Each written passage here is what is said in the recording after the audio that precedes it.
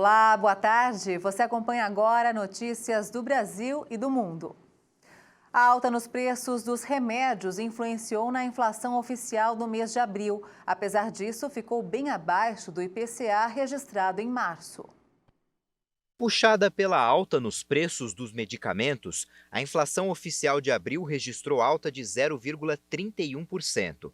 Mas, segundo o IBGE, o Índice Nacional de Preços ao Consumidor Amplo perdeu ritmo em relação a março, quando o aumento havia sido de 0,93%. Nos primeiros 4 meses desse ano, o índice acumula alta de 2,37%.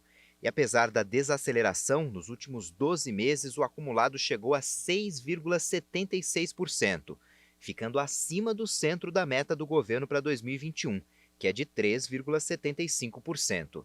De acordo com o IBGE, o reajuste nos valores dos produtos farmacêuticos contribuiu em quase 1% no índice geral. No dia 1º de abril, foi autorizado o reajuste de até 10,08% no preço dos medicamentos, dependendo da classe terapêutica. A maior variação no item veio dos remédios anti-infecciosos e antibióticos, com alta de 5,20%. A segunda maior contribuição veio de alimentação e bebidas, com alta de 0,40%, com forte influência das carnes, que subiram 1%. Uma boa notícia para o mês veio do grupo dos transportes, que teve uma pequena variação negativa, influenciada principalmente pela queda nos preços dos combustíveis. Após 10 meses consecutivos de alta, a gasolina recuou 0,44% em abril, mas a redução mais intensa no grupo veio do etanol, com baixa de 4,93%. E o setor de serviços teve queda no mês de março. Com as perdas, o resultado ficou abaixo do patamar pré-pandemia. Um dos segmentos mais impactados pela pandemia de Covid-19, o setor de serviços registrou em março uma queda de 4%.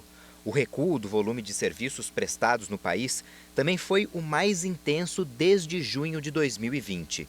Segundo o IBGE, essa baixa eliminou boa parte do ganho do mês anterior, que foi de 4,6%, e voltou a ficar com o patamar abaixo do período pré-pandemia de fevereiro de 2020.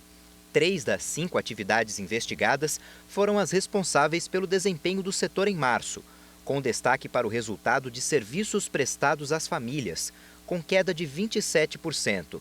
Também contribuíram para o índice as quedas de transportes e correio, com baixa de 1,9%, e do setor administrativo, com redução de 1,4%. O desmatamento na Amazônia brasileira bateu recorde no mês de abril. Os dados foram divulgados nesta semana pelo INPE. A área desmatada é 42,5% maior do que em abril de 2020, segundo o Sistema de Observação por Satélite DETER do Instituto Nacional de Pesquisas Espaciais, que coleta dados desde 2015. Já em março, houve um nível de desmatamento superior ao de março de 2020, após 2 meses de recuos no meio do período chuvoso, com menor atividade madeireira.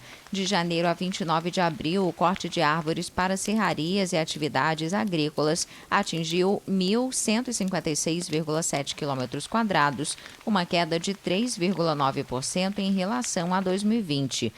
A estação seca, que começa em maio e atinge seu pico em julho e agosto, é a mais destrutiva. No período de referência agosto-julho, foram registrados recordes sucessivos ao longo de 3 anos, com 9.216 km² desmatados entre agosto de 2019 e julho de 2020. O presidente Jair Bolsonaro prometeu no mês passado eliminar o desmatamento ilegal no Brasil até 2030, 10 anos antes do inicialmente planejado. Mas ONGs duvidam que a meta seja cumprida. A pressão sobre o Brasil aumentou nesta semana. Grandes supermercados e produtores de alimentos britânicos e da União Europeia ameaçaram boicotar os produtos brasileiros devido a um projeto de lei que, segundo eles, levaria a mais desmatamento na Amazônia. De acordo com um estudo publicado na semana passada pela revista Nature Climate Change, a Amazônia brasileira emitiu mais carbono na última década do que absorveu, em uma reversão sem precedentes de seu equilíbrio tradicional. Um estudo revelou que as pessoas que já tiveram dengue têm mais chances de contrair a Covid-19 sintomática. A pesquisa da USP investigava se poderia haver proteção cruzada das doenças, mas descobriram o contrário. As chances de apresentar sintomas da Covid-19 em caso de infecção pelo coronavírus são 2 vezes maiores para os indivíduos que já tiveram dengue anteriormente. A conclusão é de um estudo feito por pesquisadores do Instituto de Ciências Biomédicas da Universidade de São Paulo e publicado na revista Clinical Infectious Diseases. Os pesquisadores pretendiam descobrir se a infecção prévia pelo vírus da dengue poderia garantir à população algum grau de proteção cruzada em relação ao coronavírus. Mas os resultados apontaram justamente o oposto. Durante o estudo, foram analisadas amostras de sangue de 1.285 moradores da cidade de Mâncio Lima, no Acre.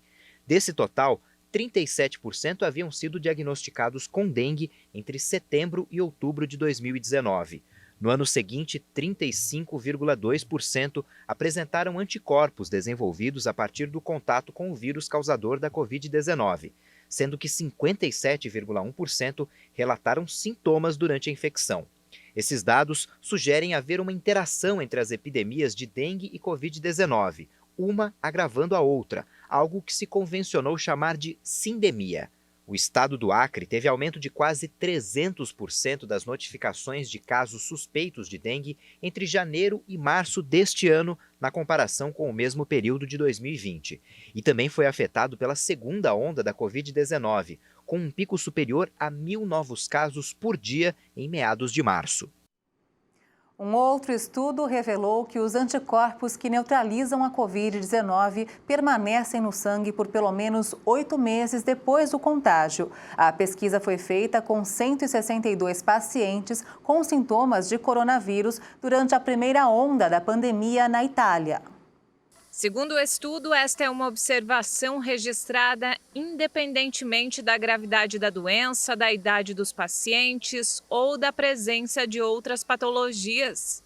8 meses após o diagnóstico, apenas 3 pacientes de um total de 162 não testaram positivo para anticorpos. Os pesquisadores italianos consideram que a presença precoce destes anticorpos é fundamental para combater com sucesso o contágio, uma vez que quem não os produz nas 2 primeiras semanas depois do contágio corre um maior risco de desenvolver formas graves de Covid.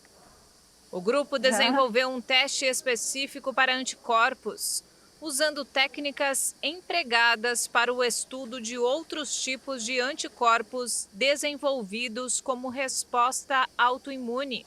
Graças às vacinas contra o HIV, os pesquisadores também desenvolveram um novo método para avaliar os anticorpos que protegem contra o SARS-CoV-2. Os carros elétricos são apontados muitas vezes como uma solução para reduzir a emissão de poluentes. O problema é o preço. Mas um estudo aponta que a montagem desses carros vai ser mais barata do que a dos tradicionais em 2027.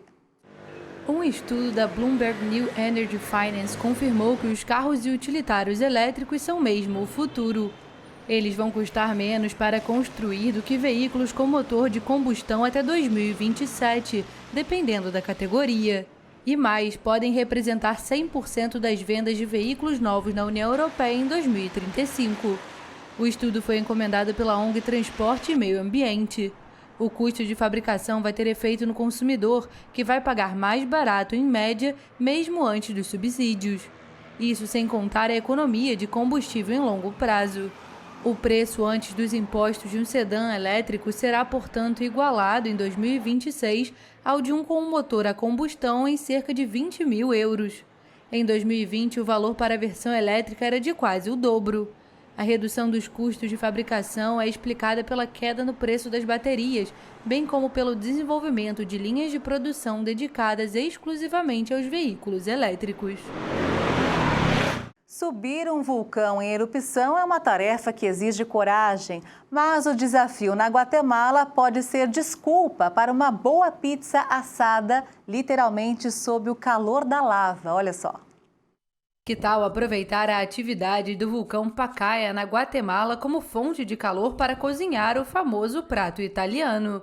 A princípio, David Garcia usava pequenos buracos para fazer as pizzas, mas desde fevereiro, depois de uma nova fissura aberta pela forte atividade do vulcão, ele passou a aproveitar o calor da lava em movimento. O único detalhe é que não basta apenas um avental. O pizzaiolo precisa se proteger dos pés à cabeça para não se queimar. Em um rio de lava, tenho que ter certeza de que a pizza não vai embora e a temperatura não passe do ponto. Por isso, tive dificuldade em aprender a técnica aqui para não tirar a pizza queimada. Também é arriscado estar na borda do rio de lava, porque a temperatura chega a 1.500, 2.000 graus. Tenho de olhar a direção do vento para que não seja afetado. A pizza Pacaya se converteu em uma grande atração para os turistas que sobem a montanha próxima da capital guatemalca. O vulcão é um dos 3 mais ativos do país da América Central. O que temos aqui não se acha em outros lugares. Um cozinheiro que usa as brasas de um vulcão é impressionante, único no mundo. É impressionante, único no mundo por completo. Na verdade, é muito saborosa e tem uma crocância magmática. O vulcão Pacaya tem 2.552 metros de altura. Quem sabe David Garcia não aumenta o cardápio em breve, brasa é o que não falta. E você vai ver ainda nesta edição, especialistas independentes da OMS afirmam que a pandemia poderia ter sido evitada.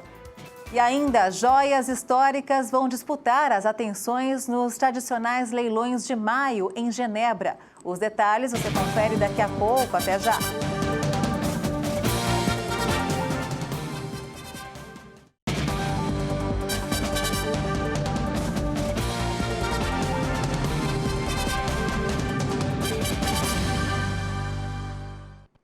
A Embraer anunciou nesta semana a venda de 17 aeronaves para o grupo Alaska Airlines. A fabricante de aviões já havia anunciado essa semana a venda de uma aeronave para uma empresa alemã. A Embraer anunciou a venda de 17 jatos E175 que serão operados pela Alaska Airlines. O pedido de compra está desmembrado em 2 partes. A primeira foi uma compra direta de 9 aeronaves, no valor de 449 milhões e 100 mil dólares. Já a segunda foi um pedido de 8 aviões feito via SkyWest, a maior companhia aérea dos Estados Unidos, e que serão incorporados à frota da Alaska Airlines. Esta segunda encomenda tem o valor de 339 milhões de dólares. Os aviões têm capacidade para 76 passageiros e reforça a demanda atual por aviões regionais de menor porte. A fabricante brasileira afirmou que a entrega das aeronaves será feita em 2022. Recentemente, a Embraer havia anunciado a venda de outros 30 jatos E195-E2 para um cliente cujo nome não foi divulgado. Ao todo, a Embraer já tem 47 aviões vendidos neste ano. O Supremo Tribunal Federal acabou com o prazo extra das patentes no Brasil. A medida atinge principalmente a indústria de medicamentos. Dos 11 ministros do STF, 8 votaram e decidiram que a prorrogação é inconstitucional. A decisão terá efeito imediato sobre 74 medicamentos para o tratamento de câncer, diabetes e hepatite. Atualmente, segundo o Instituto Nacional de Pesquisa Intelectual, o Brasil tem quase 31 mil patentes valendo com extensão de prazo. 3.500 que são da área farmacêutica perderam o prazo extra. A lei de patentes concede o prazo de 20 anos de monopólio ao dono sobre a invenção, a partir do momento em que o pedido é feito ao INPE, impedindo que outras pessoas reproduzam ou comercializem o produto. Ou prazo de 15 anos quando se trata do chamado modelo de utilidade, ou seja, quando o produto já existia, mas foi melhorado. Mas, a partir de agora, a extensão de prazo não poderá ser concedida, se a patente tenha sido alvo de ação judicial. Especialistas independentes de um painel estabelecido pela OMS, a Organização Mundial da Saúde, afirmaram que a pandemia de Covid-19 poderia ter sido evitada. Mais de 3.300.000 mortos e a economia mundial devastada. A tragédia provocada no planeta pelo novo coronavírus poderia ter sido evitada. É o que dizem especialistas independentes de um painel estabelecido pela Organização Mundial da Saúde. Là-dessus, il est clair qu'il y a eu en Chine. Está claro que houve atrasos e hesitações na China e na OMS, alguns desencadeados pelos complicados procedimentos burocráticos do chamado Regulamento Sanitário Internacional. Em relatório publicado nesta quarta-feira, o painel denuncia o verdadeiro Chernobyl do século XXI e pede de maneira urgente amplas reformas dos sistemas de alerta e prevenção.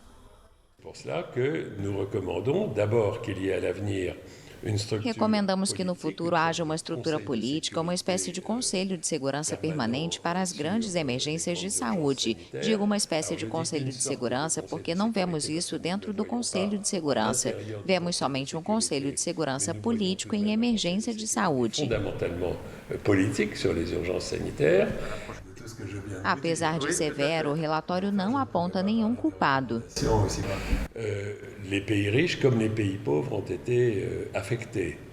Tanto os países ricos quanto os pobres foram afetados. Por isso, se o mundo não agir em conjunto e dizer vamos trabalhar juntos para que isso não ocorra novamente, o que podemos esperar? Em nosso relatório perguntamos, se não agora, então quando?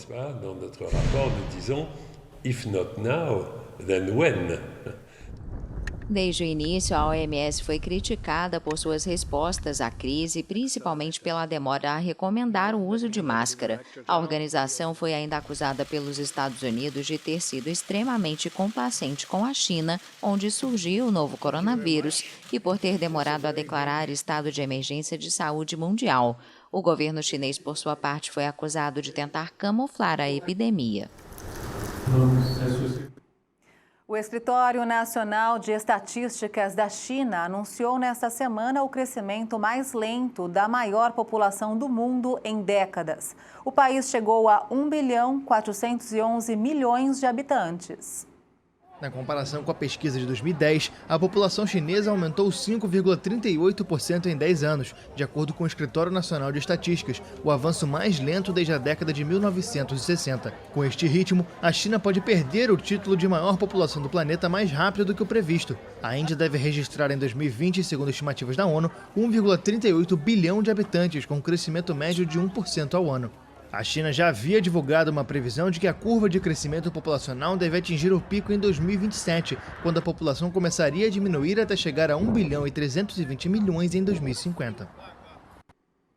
Joias adornadas com 38 safiras suntuosas, usadas pela filha adotiva de Napoleão e a maior safira da Caxemira, vão disputar as atenções nos tradicionais leilões de maio em Genebra, na Suíça.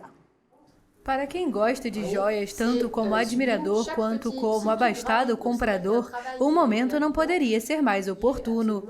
É que leilões organizados pelas duas grandes casas Sotheby's e Christie's incluem várias peças históricas.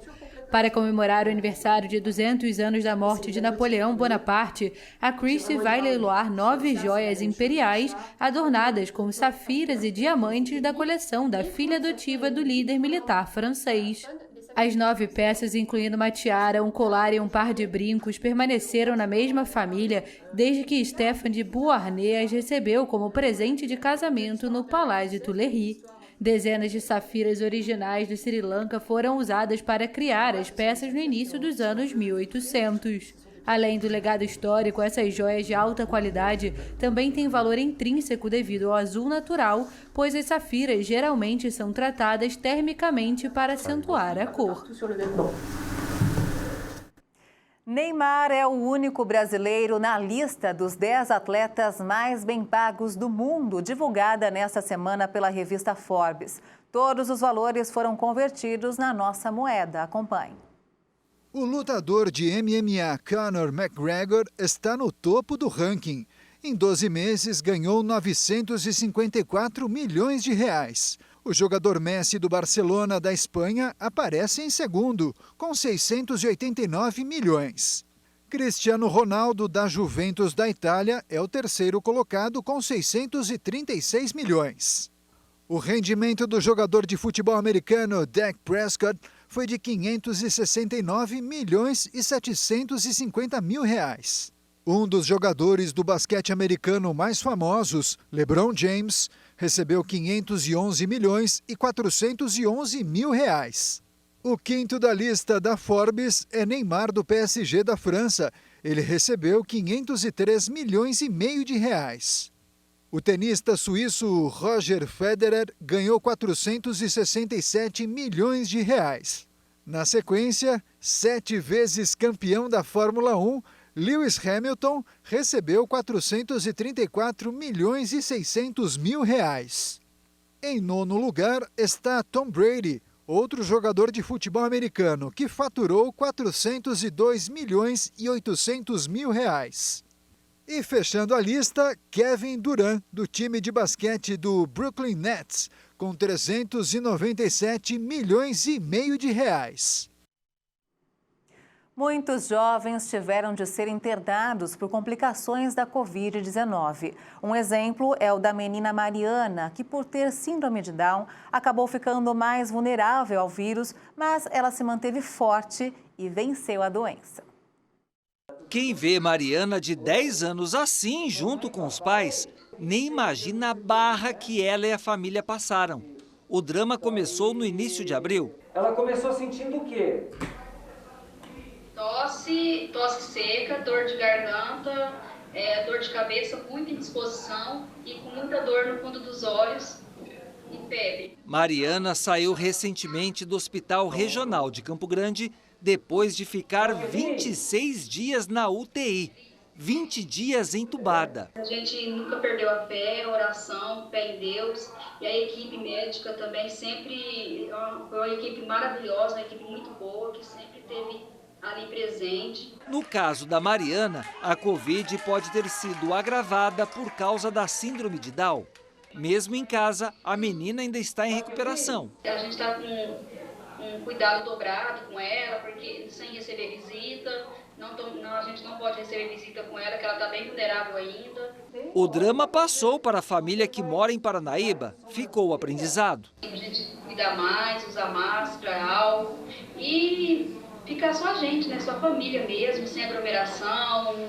Acho que esse é o aprendizado maior mesmo. A menina, carinhosa e que adora maquiagem, é um exemplo de que a doença pode se tornar grave em qualquer idade.